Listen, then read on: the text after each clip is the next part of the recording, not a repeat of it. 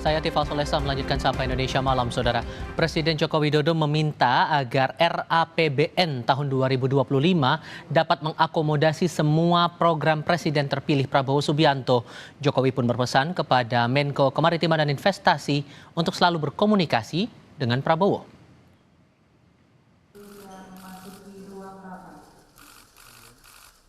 Dalam rapat terbatas Senin kemarin, Presiden Jokowi meminta agar RAPBN tahun 2025 dapat mengakomodasi semua program Presiden terpilih Prabowo Subianto. Jokowi juga menekankan optimalisasi peningkatan target penerimaan negara lewat kemudahan investasi dan ekspor. Saya ingin di dalam rencana rancangan APBN 2025 ini mengakomodasi semua program Presiden terpilih. Tapi yang paling penting, waspadai resiko perlambatan ekonomi dunia, baik yang berkaitan dengan kebijakan suku bunga, juga yang berkaitan dengan memanasnya geopolitik, yang kemungkinan itu akan berimbas pada krisis pangan, harga minyak yang naik. Dan yang ketiga, optimalkan langkah-langkah untuk peningkatan target penerimaan negara. Tak cuma akomodasi program, menurut Menko Marves Luhut Binsar Panjaitan, Jokowi juga berpesan untuk selalu berkomunikasi dengan Presiden terpilih Prabowo Subianto. Luhut menyebut pesan Jokowi itu sebagai upaya keberlanjutan pemerintahan ke depan. Presiden Jokowi selalu ingat saya, Pak Luhut sama Mas Prabowo tetap komunikasi ya. Baik Pak Presiden, gitu. Dan kita share data-data kami, kalau beliau perlu kita dipanggil, kalau ya saya yang minta waktu dan seterusnya. Dan ini saya pikir komunikasi kami dengan Prof. Burhanuddin sebagai tim transisi daripada Pak Prabowo itu berjalan dengan baik, dengan firman, semua kita share. Salah satu program Prabowo Gibran yang telah dianggarkan dalam APBN 2025 adalah makan bergizi gratis. Nilai anggarannya sebesar 71 triliun rupiah dengan harga Rp15.000 per porsi. Menteri Keuangan Sri Mulyani memastikan anggaran program Presiden terpilih Prabowo Subianto itu sudah masuk ke postur APBN 2025. Menampung sesuai dengan arahan Bapak Presiden saat ini, yaitu Presiden Jokowi, bahwa APBN 2025 menampung program-program prioritas yang sudah disampaikan oleh pemerintahan Presiden terpilih. Jadi kami mulai menghitung untuk program-program yang sering disebut seperti makanan bergizi gratis, kemudian juga beberapa program inisiatif baru yang sekarang ini sedang difinalkan dengan tim dari Presiden terpilih. Ini sudah masuk di dalam postur APBN 2025. Total anggarannya 71 triliun. Mengenai detailnya nanti adalah Bapak Presiden terpilih terus melakukan persiapan dengan timnya untuk pelaksanaannya, ya. KOR Indonesia menilai permintaan Presiden Jokowi untuk mengakomodasi program Prabowo sudah semestinya dilakukan saat proses peralihan kepemimpinan. Hanya saja memang perlu dipastikan bahwa langkah mengakomodir program-program Pak Prabowo itu semata-mata dilakukan untuk kepentingan masyarakat, untuk kepentingan bangsa, dan bukan untuk kepentingan-kepentingan lain. Misalnya nih, karena Pak Prabowo kebetulan wakil presidennya adalah putranya Pak Jokowi misalnya, atau misalnya nih justru langkah mengakomodir ini menjadi bagian dari tawar-menawar politik misalnya menjelang penyusunan kabinet misalnya. Nah, itu yang harus kita hindari. Selain meminta agar RAPBN tahun 2025 dapat mengakomodasi program Presiden terpilih Prabowo Subianto, Jokowi juga mengimbau jajarannya agar waspada pada risiko perlambatan ekonomi dunia, sebab bisa berimbas pada krisis pangan dan harga minyak. Tim Liputan, Kompas TV. Kita bahas soal permintaan Presiden Joko Widodo untuk mengakomodasi program Presiden terpilih Prabowo Subianto dalam RAPBN 2025 ini bersama dengan para narasumber. Bergabung saat ini Kamarus Samad, anggota DPR dari Komisi 11 dari fraksi Partai Gerindra, dan Akbar Susamto, Direktur Research Corps of Reform on Economic Indonesia atau KOR. Selamat malam semuanya, apa kabar? Selamat malam, baik. Terima kasih semuanya sudah hadir dalam diskusi kami kala ini. Mas Akbar, saya ke Anda dulu. Jadi secara prinsip saya butuh penegasan Anda, walaupun tadi sudah disampaikan juga dalam paket informasi kami sebelumnya.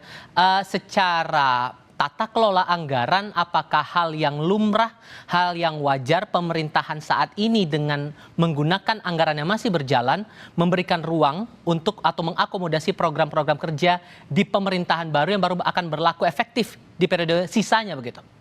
Ya, memang seperti saya sampaikan ya bahwa justru ketika terjadi transisi yang smooth dari satu pemerintahan yang lain, itu justru itu yang kita inginkan kan. Bahwa di sebuah negara demokrasi yang sudah mapan gitu ya, ketika kemudian rakyat sudah membuat pilihan siapapun presidennya, maka presiden itu harus bisa bekerja sama dengan presiden sebelumnya untuk melakukan transisi secara baik gitu ya. Dan dalam hal ini gitu ya, saya kira permintaan Pak Jokowi sebagai presiden yang sekarang untuk bisa mengakomodir program-program presiden terpilih ke depan, ya saya kira itu sangat masuk akal dan wajar gitu, dan memang mungkin malah seharusnya begitu gitu ya. Tidak kemudian malah sebaliknya gitu. Yang penting tadi itu saya katakan bahwa ini harus dipastikan bahwa proses mengakomodir tadi itu sepenuhnya untuk kepentingan masyarakat, kepentingan bangsa gitu. Tapi kalau kemudian melihat dari anggaran yang karena logikanya begini Mas, RAPBN 2024 yang berjalan saat ini pasti dibuat, diatur, disusun untuk menjalankan pemerintahan yang berlaku saat ini. Dengan memberikan ruang untuk mengakomodasi program justru baru berlaku efektif di tahun depan, di anggaran tahun ini, apakah ada efek sampingnya dalam tanda kutip? Saya kira tadi kalau kita baca kita dengar dengan lebih serius apa yang disampaikan oleh Presiden Jokowi, penekanannya lebih pada APBN tahun 2025 saya kira.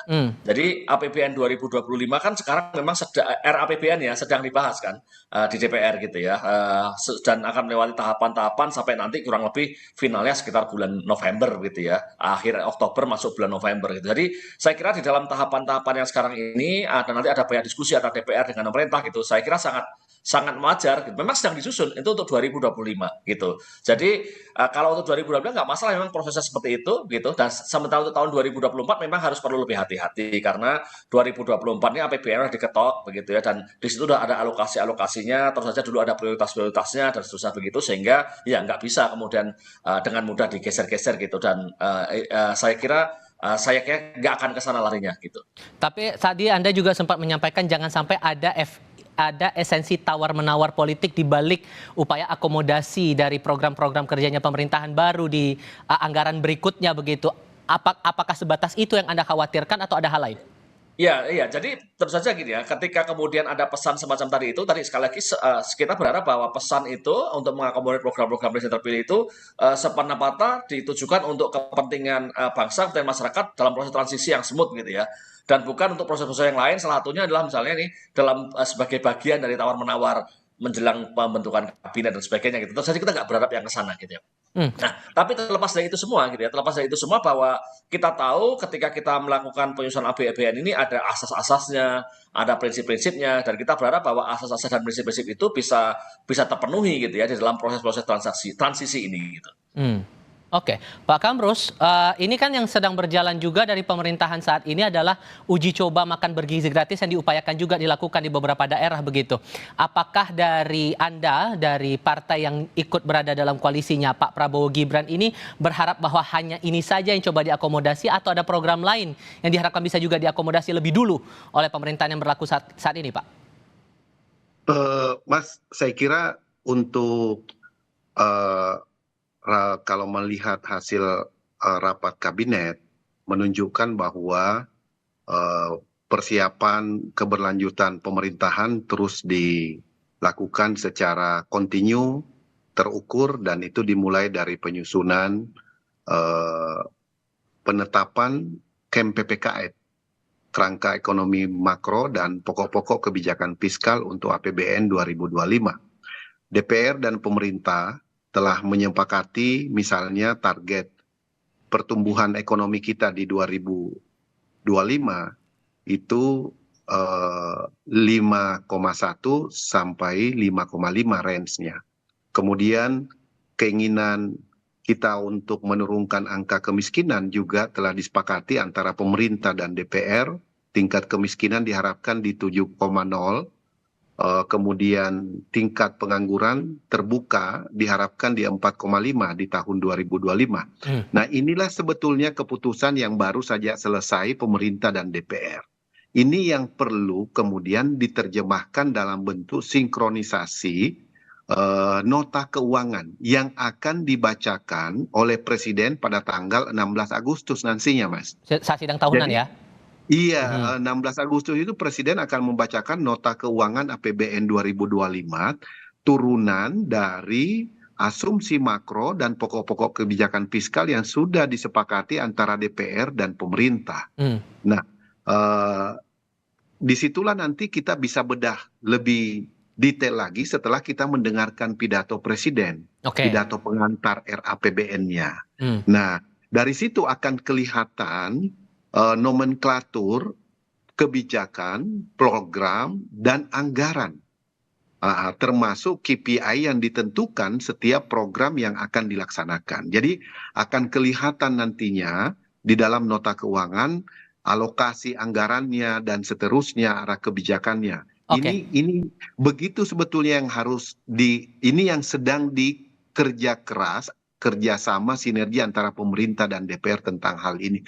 Karena itu kalau Presiden memberi arahan supaya terus diakomodasi, memang beliau adalah langkah proaktif untuk memastikan bahwa apa yang sudah disepakati DPR dan pemerintah di dalam KEM PPKF itu betul-betul diterjemahkan di dalam nota keuangan APBN nantinya yang akan dibacakan oleh Presiden 16 Agustus. Karena dari situ kemudian kementerian-kementerian terkait ataupun badan-badan terkait atau lembaga-lembaga negara terkait akan membahas dengan DPR melalui kemitraan komisinya masing-masing.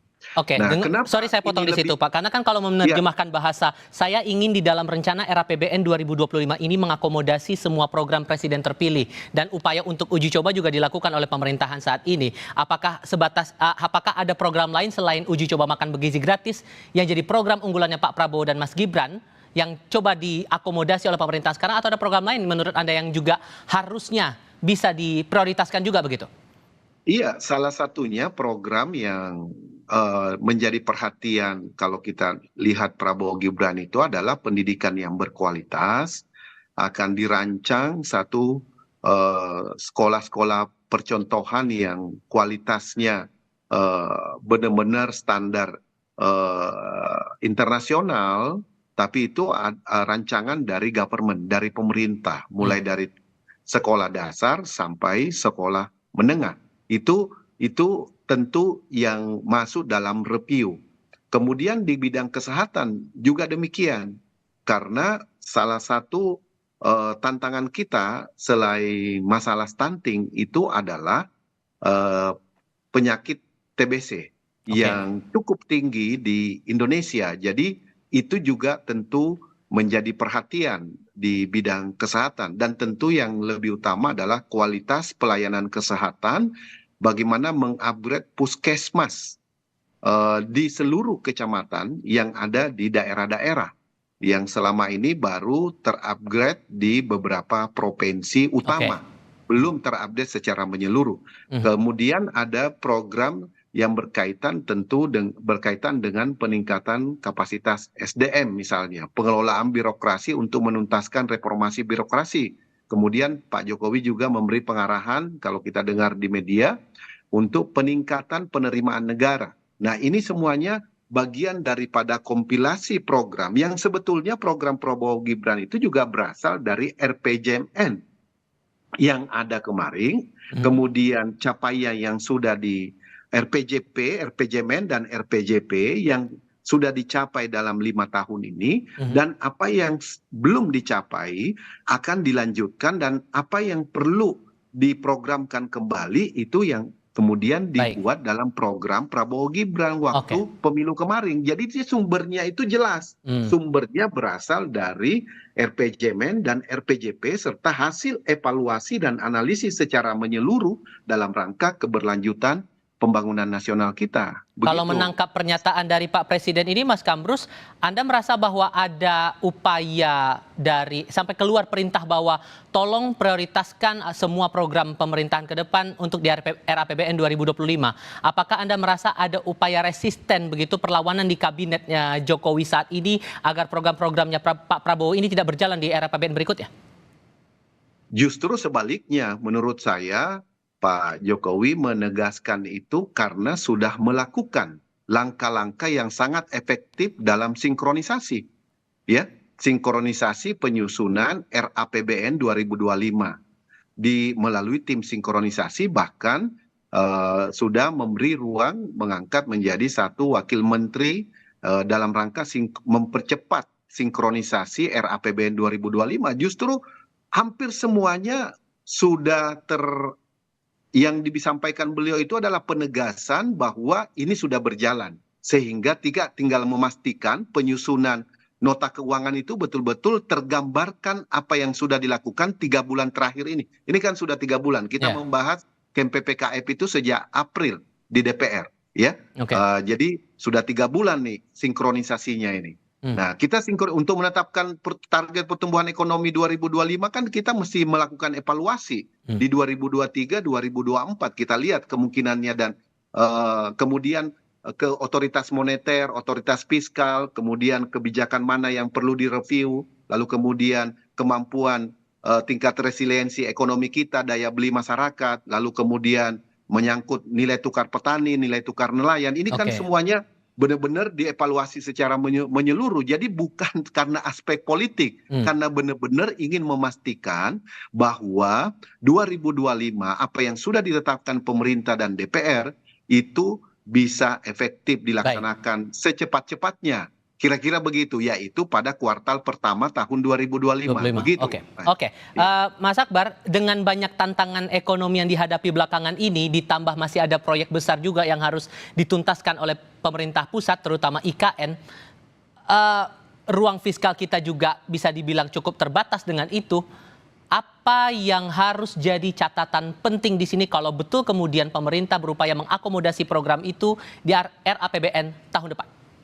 Ya, jadi kondisi keuangan pemerintah ini memang tidak ideal ya, memang susah ya untuk mencapai yang ideal, tapi tidak ideal gitu. Dan itu akan menjadi tantangan tersendiri untuk pemerintah baru ke depan melaksanakan program-programnya yang mungkin sebagian cukup ambisius gitu ya.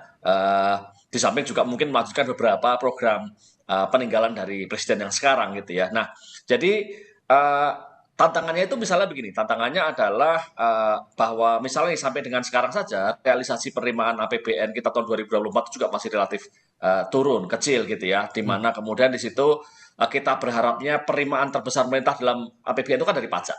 Nah, yang terjadi tahun 2024 saja malah kemudian agak turun nih, sampai sekarang ini terutama PPh Badan malah turun. Dan mungkin tahun 2025 kita masih sulit berharap, rasanya tahun 2025 masih sulit berharap bahwa pada tahun depan itu langsung ada keajaiban kemudian penerimaan perpajakan kita bisa naik drastis gitu. Apalagi dengan melihat potret sekarang 2024 saja ada yang bahkan malah pertumbuhannya negatif gitu, PPh Badan gitu. Jadi masih sulit berharap untuk ada peningkatan drastis dalam penerimaan pendapatan negara. Sementara di sisi lain itu ada begitu banyak harapan, ada begitu banyak keinginan untuk melaksanakan program-program baik yang program baru yang memang sudah disampaikan oleh timnya Pak Prabowo maupun program lama yang kemudian harus dilanjutkan gitu. Itu tantangan besar ya, Mas Akbar dari KOR. Terima kasih, Pak Kambrus Samad dari DPR juga terima kasih sudah hadir dalam diskusi kami kali ini. Selamat malam semuanya. Selamat malam.